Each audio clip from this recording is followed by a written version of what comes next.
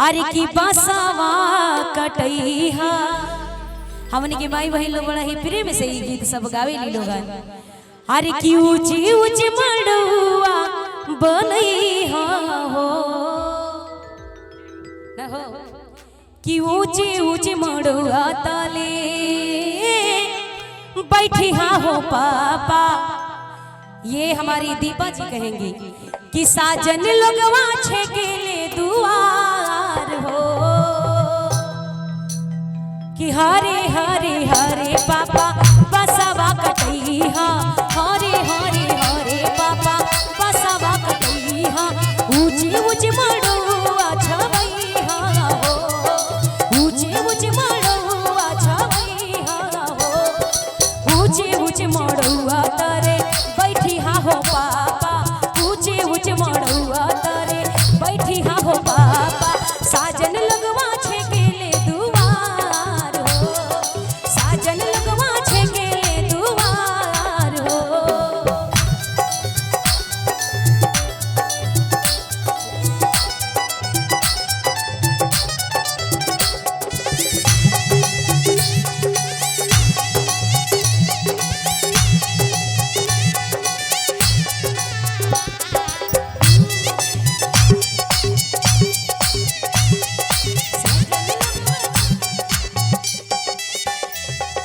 हरे हरे हरे भैया बसवा कटैहा।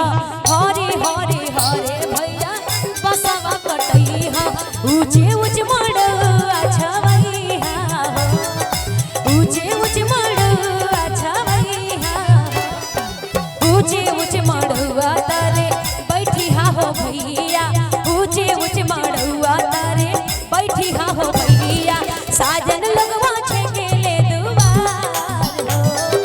साजन लगवा छेकेले दुआर हो। आज ये नहीं लग रहा है कि हम आर्यस बैंड पे गा रहे हैं। सही बताओ तनी लगातार कार्यक्रम पहले से थक गल वाली घर वालों। आज आज आज सही में मुझे ना तो हमारा सही में ना तो हमारा गाँव ही ना आवत हई अने तेरे वालों थक गइल हो जा। हाँ अच्छा।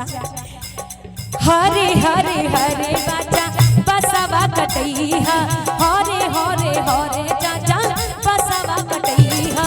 ऊंची ऊंची मड़ुआ छवैहा हो।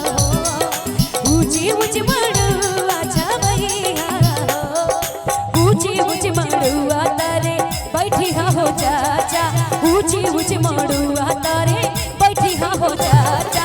साजन लगवा छेकेले दुआर हो। साजन लगवा छेकेले दुआर हो।